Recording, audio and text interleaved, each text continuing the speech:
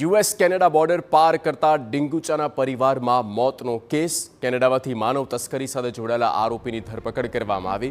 ફેનિલ પટેલ નામના આરોપીની ધરપકડ કરવામાં આવી.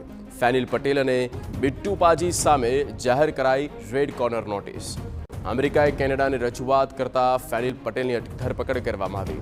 કેનેડાએ હાલ ફેનિલ પટેલ અંગે વધુ માહિતી આપવાનો ઇનકાર કર્યો છે. અમેરિકા અને કેનેડા કેસ અંગે તપાસ કરતા હોવાનું કારણ આપ્યું છે. ભારતમાં 2023માં દાખલ થયેલી એફઆઈઆરમાં પણ ફેનિલ પટેલ આરોપી છે. 2022 યુએસ કેનેડા બોર્ડર ગેરકાયદે પાર કરતા ડિંગુચાના જગદીશ પટેલ, પત્ની વૈશાલી, 11 વર્ષની દીકરી, 3 વર્ષનો દીકરાનું મોત થયું હતું. યુએસ બોર્ડરથી 12 મીટર દૂર બરફમાં થ્રીજેલા મૃતદેહ મળ્યા હતા, ત્યારે હત્યા અને માનવ તસ્કરીનો ગુનો નોંધાયો હતો. આ કેસનો આરોપી ફેનિલ પટેલ અમેરિકાથી ભાગી કેનેડાના ટોરેન્ટો, ઓટાવા અને વેનકુવરમાં ભાગતો ફરતો હતો તેવી આશંકા છે.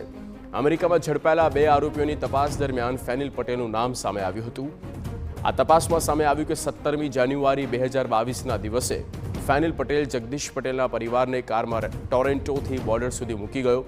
જે રાત્રે જગદીશ પટેલનો પરિવાર મૃત્યુ પામ્યો. રાત્રે તેમણે ફેનિલ પટેલને પણ ફોન કર્યા હતા.